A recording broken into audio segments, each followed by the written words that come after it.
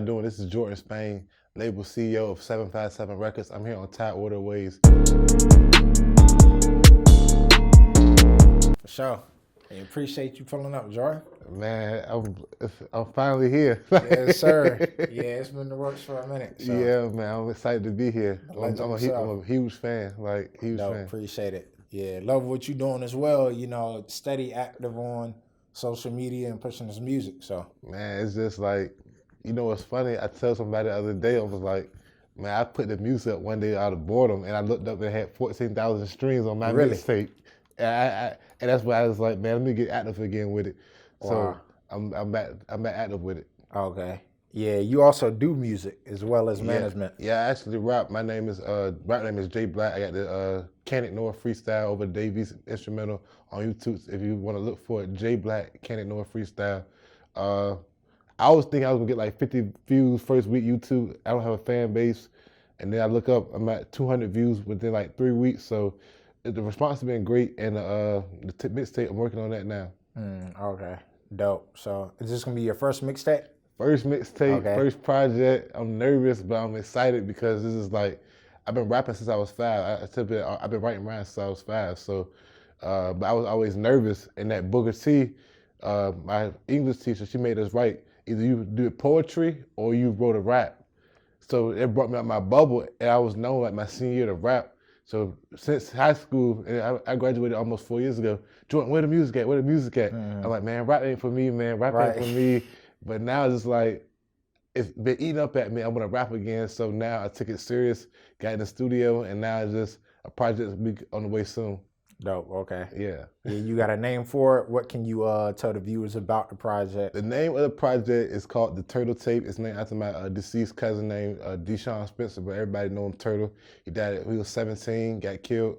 The project's gonna be released on the death date of his death, April 24th.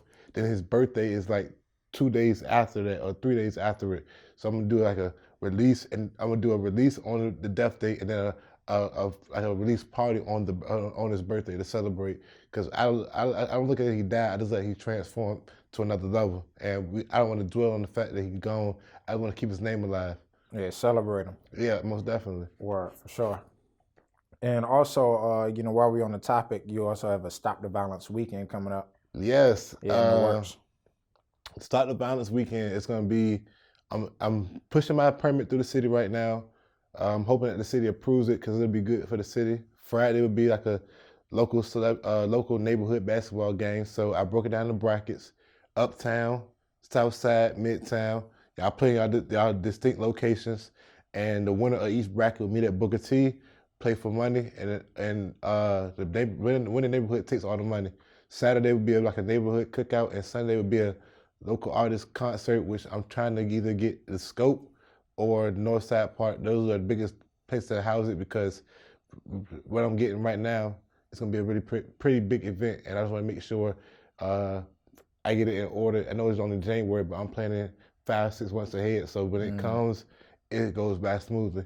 Okay, dope. Yeah, so we'll jump back into that, you know, in a minute, but I wanted to get back into this mixtape. What type of vibe is it? What can people expect? Man, you hear a lot of bars, a lot of punchlines. Like, Fabulous is my second favorite. J. Cole, my favorite rapper. Fabulous is my second favorite rapper, but my favorite rapper all the time is Lil Wayne.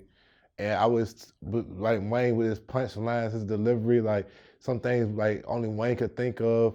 Like, if you listen to one of my freestyles, like I Can't Ignore Freestyle, I got a line in it that said, talking keys like a piano, but get to sing like Alicia in court. Like, I'm a big on play on words. I try to use the word, like, let's say I got a word that says court. I try to use court as many times as in one bar as I can, but break it down to make it mean a different thing. Oh, okay. So it's a lot of bars, a lot of metaphors. You're gonna hear, it's just gonna be a freestyle mixtape because it's my first project. And then the album will be coming out on my birthday, October 8th. That's gonna be fresh content. Right now, features-wise, I got a couple guys I'm getting features from. I'm in the talks with A1 Jason. He just put out, shout out to him, he just put out his project, You Know the Vibes, on Apple Music. I'm in talks to doing a feature with him. just picking out everything, but it got to be feel organic. I'm not trying to chase no single or no radio record. I'm just trying to make good music. Good music, right? Yeah. For sure. Yeah. So yeah, you already looking ahead. You got the album coming out in October. Yeah, that's how you got to do it. Salute. So yeah. Speaking of the planning, let's get into the management talks and how did you get into that role of managing people? Well, you know, my first dream was to make an NBA. The second one was to rap. Like I don't have cable in my house. If I'm not reading, I'm watching YouTube videos. So Nipsey Hussle, even before he died, is my biggest motivation. So you can catch if you can watch my YouTube right now and look on my videos that I've watched, you're gonna see all Nipsey Hussle, all Master P, Jay-Z, Dame Dash, Biggs, QC, and them. And I always followed them. I watched how they talk, how they move. I always said to myself like, well, damn, what if I can do that for the 757? Because nobody does it. Like, I feel like all the people that have made it, they moved out. And for whatever reason, there was a gap between the Missy, the Pusha era, and our era of like, if you're born, like, I'm born in 97. So I didn't get to see the clips come up. I didn't get to see Missy come up. So all that is like foreign or obsolete to me. This new era of Virginia, I'm trying to make sure that I feel like we had a good energy right now with something in the water and all the, like Norfolk's on a good energy with the casino coming. It's like going on. So I want to make sure that I play my position so that when it gets blown up, when Norfolk over 757 gets in that Atlanta, LA, New York category, I'd be one of the names that comes up like, damn, 757 Records, Johrden Spain. So managing just came from me wanting to know more about the game and I always wanted to be a manager or a boss. That's what it came from, honestly. Oh, okay. Yeah. And how many artists do you manage? I got 6 artists right now.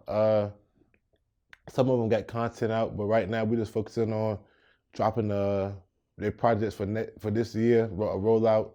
Some of the like I said with QC Quality Control, it was 1 month. They released all the artists projects 1 week away from each other. So the whole month of like February and March, the whole QC had a release.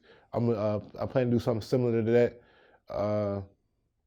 And picking singles, have people on the road, people different places. And yeah, so it's good energy. Like I've received nothing but love, and my artists ain't received nothing but love.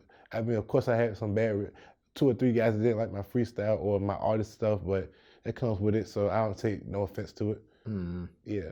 Gotcha. Yeah, gotta have thick skin, just kind of tunnel vision, really. Yeah, because you gotta understand. Like I tell people all the time, I've been homeless before, and I ain't proud of this, but I used to sell drugs. I used to be in the streets. Like you understand, like it's easy to get tricked. It's a saying we got in the street called getting tricked off the street.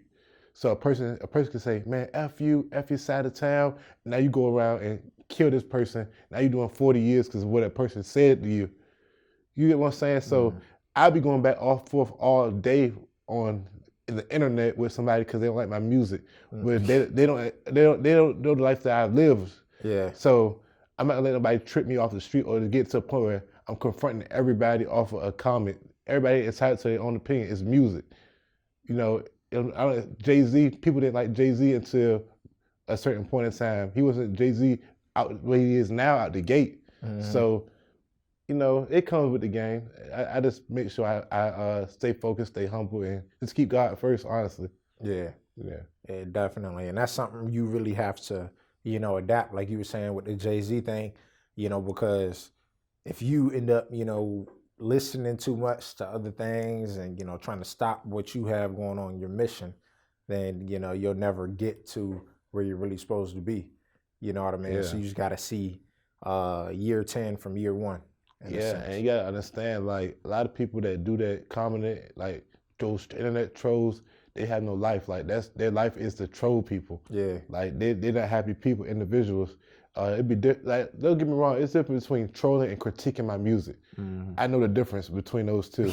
Like, so I make sure, like, I tell my artists, like, I had an artist today, like, he had an issue with somebody talking about pulling up on him. I'm like, bruh, what is that gonna solve? Yeah. Like, we're older now. We had that time where we pull up, fight somebody, and, you know, even when it got to shootouts before, but I'm saying to myself, like, to do this music, we had to move in a different direction. So part of me being the CEO came from honestly being, like I said, being in the streets. It came from like I tell people, if you can sell drugs, you can sell music, because it's the same thing. It's a supply and demand for something.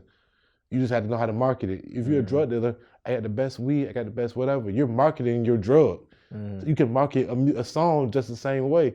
So I apply what I knew from what I was doing in the streets of music, and that's why a lot of people see the numbers that I got and be like, well, damn, man, like, how do you get these numbers in a year? I'm like, because I studied what I was doing and I marketed and I applied the same principles and morals and integrity what I learned from the streets, and I flipped it over to music.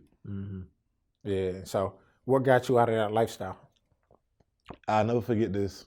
It was two things. My senior year of high school, I was selling pills at Booker T. Like, I was selling pills in the streets. And my granddad, he had a knock on the door. The young kid I was selling pills to opened the door. He said, where's the pill man at? My granddad said, what are you talking about? He said, the guy, tall, dark-skinned guy that sell pills. My granddad didn't know I was doing anything. As far as my granddad knew, I was an honor roll student. I was on my way to college and everything. And the disappointment he had in his face, to see that he found out, and he still didn't put me out. But what made him put me out, I'll never forget this either. He walks in the house, and the police had just picked me up for questioning me about something that had went on earlier. And they take me back home.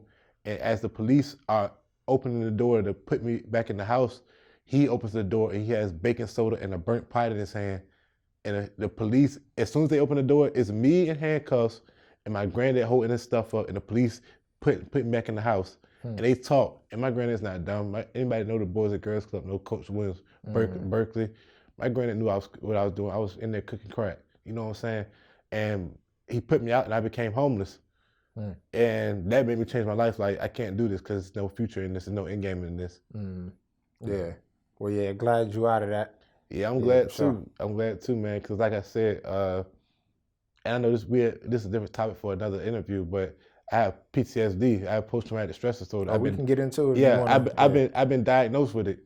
I have to take medication for it, and I tell people all the time, like, don't believe the street gimmicks, like, oh, we having sex with all the girls, or yeah, they come with it, having sex with all the girls, making money, having a name, but it don't tell you the stress of dealing with walking out your house and somebody sitting on your house trying to shoot or kill you over some drugs, or you just lost 5 friends in the streets in less than a year or two. You got to keep going to funerals.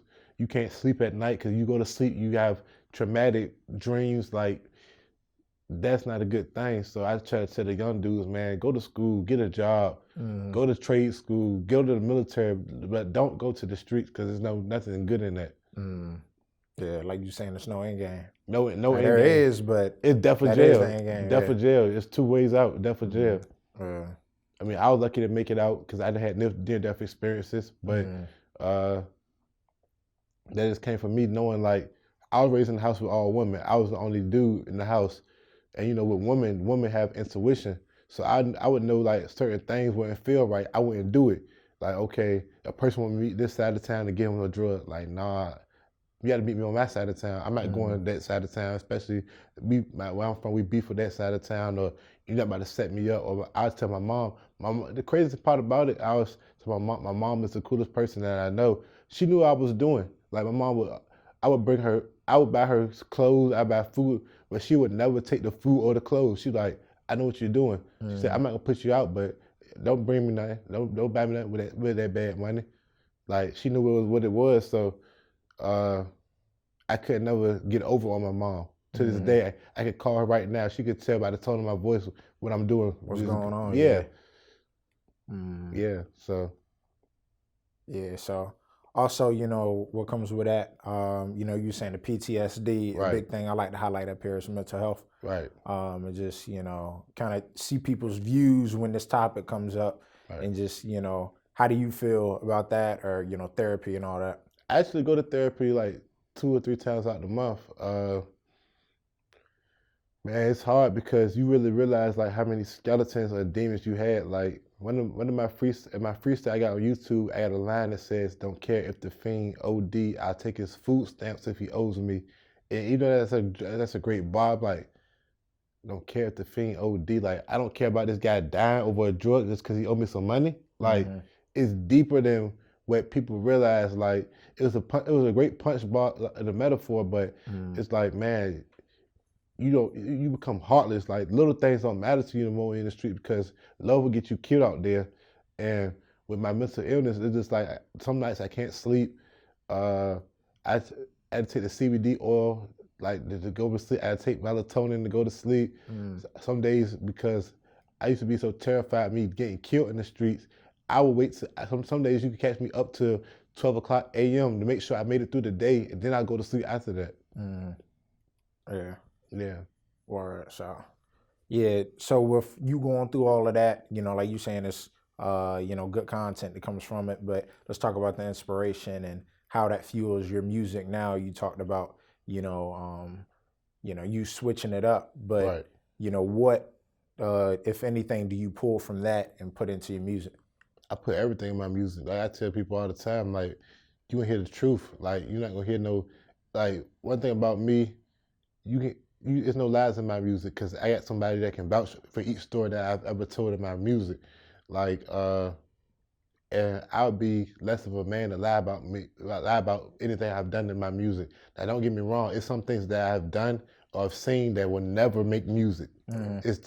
I keep that off wax. Like, it's street for a reason. But it's a lot of it that I can't talk about. That'll just be like, well, damn, like, he been through a lot at 22 years old. It's just because, like, I always tell people I was raised by the older guys in Berkeley. Like, I looked up to the older guys who was getting money, not the guys that were shooting pistols all day. So it was nothing to be in Berkeley at 7 or 8, and people had a dice game with $5,000 in his pocket. So I come from seeing money. So now, like, for example, and I know we're gonna touch on this, I have a sit down meeting with the A&R Roc Nation, and everybody's wigging out with me. I'm just so, man, thank you, I'm blessed, I'm humbled. It's because I grew up seeing money. Money doesn't impress me. Like, a person's money don't impress me. Like, how are you as a person? What is your soul like? Like, are you in tune with God? Like, that's more important to me than any dollar amount. So with the inspiration, they just come from the struggle, homelessness, streets, and just triumphing and leveling up from that part of my life. Bet. Yeah, speaking of leveling up, let's talk about these future plans. Right. And you just kind of already mentioned it, the Roc Nation meeting you had I have a meeting with the A&R Roc Nation on February 15th in New York City. Man, it's a blessing because, like I said, I didn't take this serious when I started making these mixtapes or making beats or start rapping. I didn't take it serious. Like I tell people all the time, I wanted to go to the NBA. That was my dream goal as a kid. But now with this music, I see what got me taking it serious was the numbers and people asking me for music. Cause I didn't know, I didn't think people like, when I rapped that Booker T and freestyle, and people used to go crazy over them, and people like, man, I want to hear your music. Like, when you come out with a mixtape, that got me serious because I'm like, man, I'm all right, but somebody better than me or somebody take it more serious. But now I'm taking it serious. Everything's happening this way. So Roc Nation, man, I don't have to say Jay-Z name. Everybody knows Roc Nation. Sitting down and meeting with them, it'll be a blessing. I'm just hoping that out of that comes talk of a distribution deal. I'm not gonna sign over none of my rights to my music. I'm publishing no masters. I'm gonna sign them straight up. Like, if it's either a partnership or distribution, and with that, hopefully I can come back and sign people from this area so that I can blow people up from this area. Like, I look at it like that. So the more people I can help from this area, the better it can be. I take pride in that. Like, I had 2 mixtapes, Audio Mac. I had like 80,000 streams in the year. My mixtapes, I got like 40,000 streams. I don't get paid like one brown penny off none of that. I get enjoyment of seeing the numbers and people excited about the mixtapes. Cause I'm born and raised, you see, made in Norfolk. Like, I take pride of where I'm from. 757, like, I take pride in that. So if it's benefiting the 757 or Norfolk, I don't mind doing it for free or anything like that. Yeah, make $1 every day. Yeah, shout out to Amir, man. Shout out to Amir. That's my dog, man. Yeah. So you in there pretty often though. You know what? We could talk about this for a little bit. How do you feel about the Made in Norfolk store and just what it means for Norfolk? I told Amir, I was like, man, to me, Young Crazy is my favorite rapper, but Amir is like the GOAT of this area to me because dude can rap. His raps are official, like the streaming numbers are there, so he can rap and he's known for rapping. But then you come on top of that and open up your own store. Like I told him, I was like, man, like, and then see, I didn't know Amir was from Poplar Halls, so it being right across the street, I'm like, man, he's probably a bigger Nipsey Hussle fan than I am, which is very hard to find. So anybody that knows Nipsey Hussle, you've seen the documentary on YouTube about him opening up the Marathon clothing store and about how important it was to open a store in his neighborhood. And if you walk across the street from Poplar Halls to the main Norfolk store, you go in there, it's set up just like the Marathon clothing store. And so I told him, I'm like, man, you the Nipsey of this area. And the reason why I like Amir so much, man, because he's a humble guy. Like the Amir you get on in 2012 when he just started rapping or start putting out Made in Norfolk is the same Amir you're gonna get with the storefront, or the same Amir you'll get when he goes to a Grammy or gets nominated for something. Like you're gonna get the same Amir. You're not gonna get the cocky Amir. He's cocky in his music. I told him like, man, like you like he reminds me of Fabulous in a sense because I watch like I say, Fabulous is my second favorite rapper. Fabulous is a real humble dude, but when it comes to rapping, Fabulous can say some things you'd be like, whoa, you would think he's a cocky person, you met him in person. But Amir, a down-to-earth, humble guy, man, I'm just proud of all the success, and that's why he'll tell you this, like, anytime I get paid, I'm in there buying something new. Anything he got new, I try to be the first one to get it. So when I saw this Cam Chancellor shirt, jersey, I had to get it. This jacket is made in Norfolk, and this shirt under here is made in Norfolk. So when you put up ready. Yeah, when the interview got confirmed, I said I got to come up and made in Norfolk, man. Yeah, definitely. Yeah. And then just having him up here 2 interviews ago, that's crazy. I wasn't even putting 2 and 2 together till I got dressed as one. I said, man, that would be so dope to come up there with Made in Norfolk on in this interview. So yeah, man. Word. Yeah, salute. So. Yeah, do you have any aspirations to get into any other things like, apparel or, what do you see beyond once the music is set up? What's some other things you want to get into? Honestly, man, I want to get into real estate, man, and like owning land and owning equity. Like I'm really big for our people, like black people in general. That's why I'm putting together the Stop the Violence weekend. And what I want to do is buy properties and own it because if you really look at it, Norfolk is gentrifying quickly. Like just downtown, they're gonna tear down all these projects, and it's a perfect time to own land or try to buy some land before the city buys it all up. And now you don't own nothing. Like the city owns your neighborhood. Like in 20 years, in 30 years from now, my generation will be talking about, like my grandma talks about Roberts Park and Bowling Park. I have no recollection of that.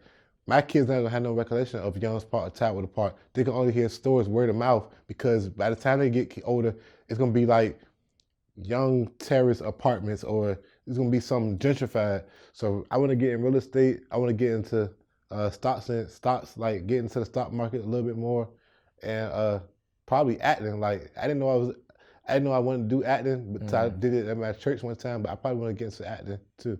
Word. Yeah. Dope. Okay. What type, like theater or movies? Just like movies, like classic movies. Like I'm a big movie fan, so I'll probably want to get into like some movies, man. Yeah. Okay. And you are vegetarian too? Vegetarian. 4 months. I'm going vegan soon. I'm cutting out dairy, and this is because like it's important to have a plant-based.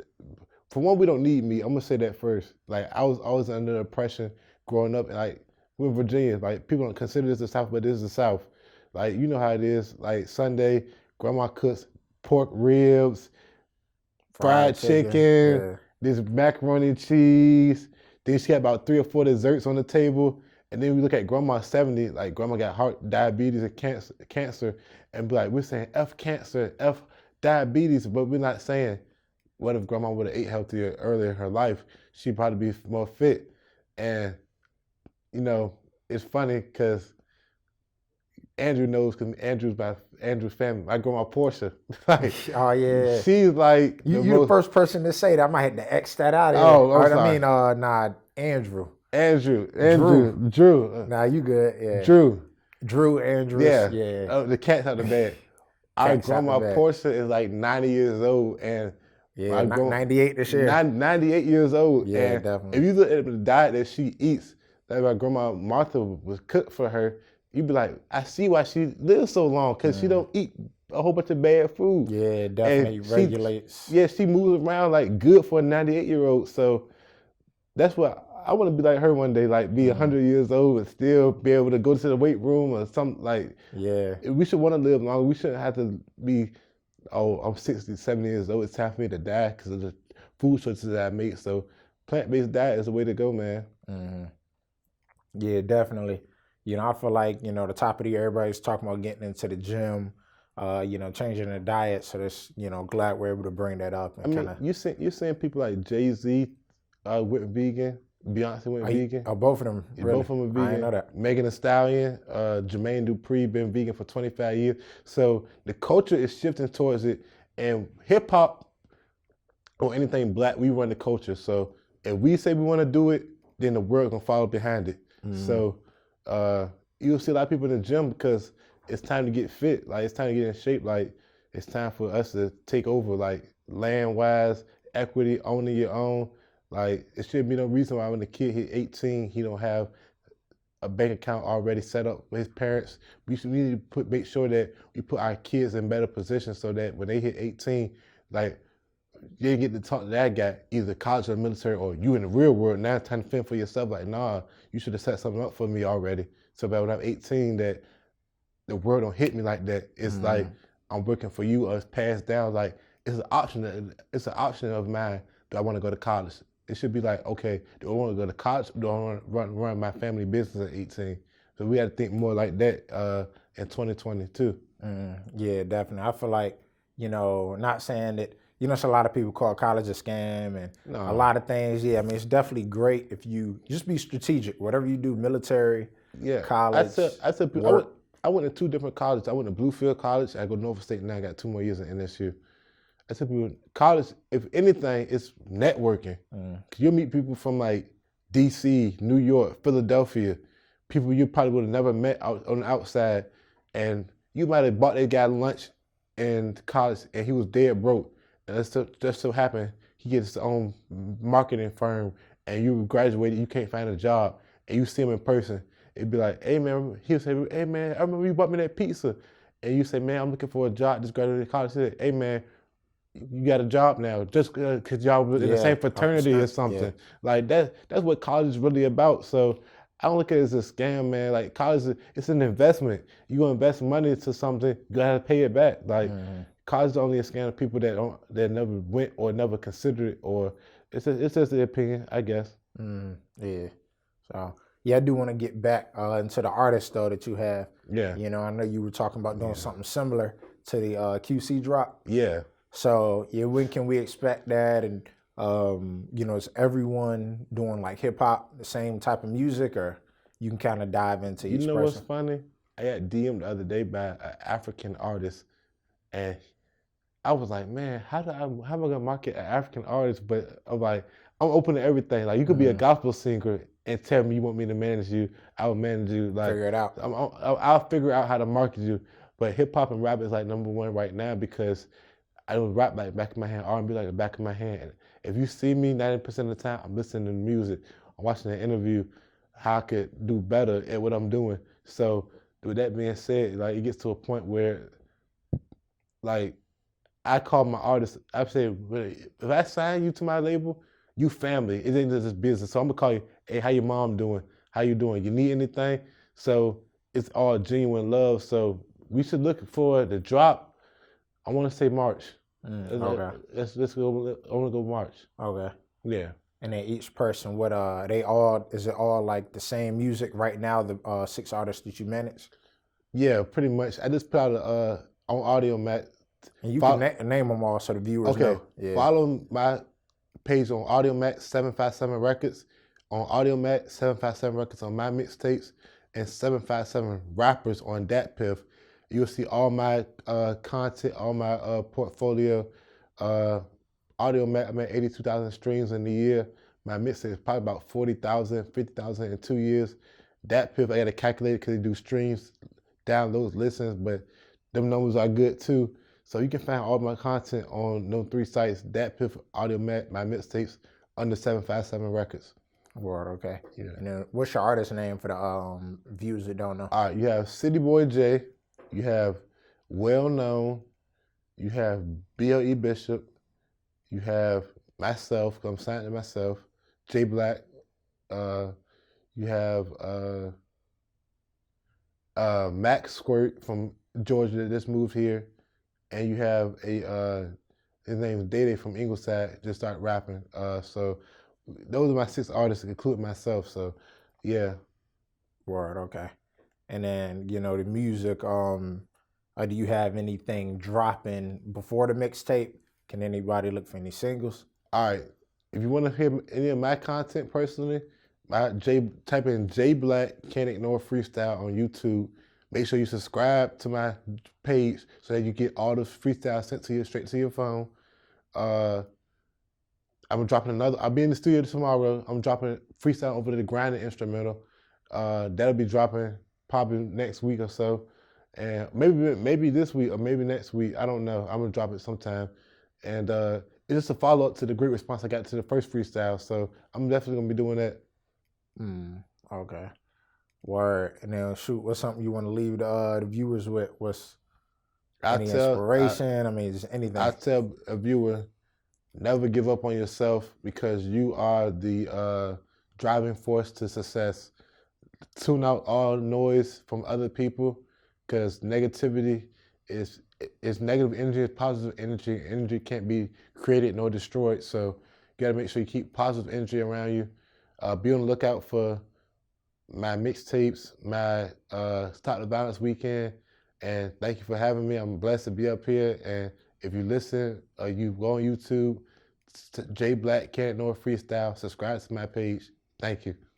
For sure. Yeah, appreciate you pulling up. No problem, man. It's sir. a blessing to be here, man. Yeah, definitely. So we definitely gotta have you back, man. Yeah, most definitely, man. Yeah, family. Yes, absolutely. Yeah.